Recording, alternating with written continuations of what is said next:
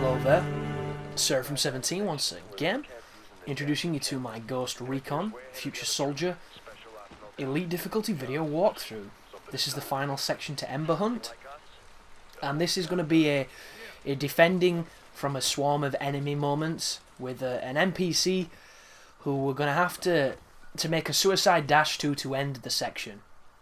And it's actually a really interesting moment, this, because if you do not move to the guy after he gets shot, you can kill these invaders for as long as you want, and it turns this section into potentially the Battle of Thermopylae. And it's really gay, because the game doesn't really tell you that you should go to this guy. It just kind of points out that, yo, there's an NPC here, he's been here all along, but now if you go to him you'll trigger a cutscene and end the level, but if you don't you'll probably get gang fucked and have to do it all again. The game doesn't say that though. You have to find that out the hard way if you're me. But luckily enough, there is a pretty comfortable spot, and this section's really simple once you know this, because I was defending this guy for about 20 minutes, and I was terrified, because on my recording run I'm like, how the hell am I going to do this comfortably, because I was really struggling. I was getting peppered, people were getting close, and I kept failing because I didn't realise that you have to go to that dude and it ends the level. So all we're going to be doing is I'm going to show you a spot that you can sit behind and pepper dudes as they come. You'll be completely safe. As soon as you see the cutscene of him being shot, all you need to do is run to him. You can either clear out the enemies then run to him, or you can just try a suicide run that I'm going to do in this video. And you'll notice I do get shot, but I don't get killed. And as long as you get near him, the cutscene triggers, end of the level, achievement/trophy will pop. It's that simple. One thing I'd like to mention as well is, if you've been noticing a sound on these last few videos that sounds like a bark, it is a fucking bark. It's my mum's retarded dog downstairs, and because this is a big mic and a mic that picks up a lot of sound, it's picking that shit up as well. So you're not going insane, you're not having a stroke, you're actually hearing a dog, and it's a fucking nuisance. Even though it's like 3 floors away, still making bloody noise.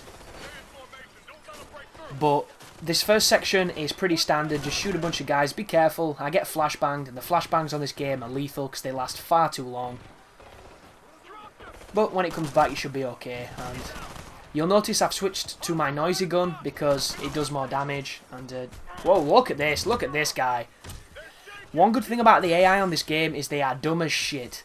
When they get close to you like that, the best thing to do is to melee them, because chances are you'll stand a better chance of surviving than you would if you tried to do anything else. It makes no sense, but it works.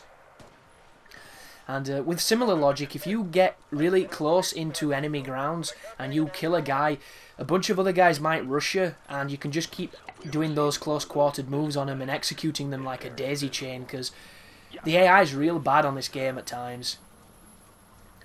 This section here, I used to think you had to run out to trigger the cutscene to show this chopper before the enemies started coming. You don't. You can just wait it out. So the best thing to do is to get into a good cover spot, and this right now is a pretty decent cover spot. This is the one I'm going to be using, because as soon as he gets shot, I can turn around and run to him, and it's jobs are good, basically. But I started talking about the GoldenEye last boss, so I'm going to finish that thought because it's absolute bullshit. You basically have to shoot Sean Bean, although it isn't Sean Bean in this version. And he's got a bunch of enemies with him.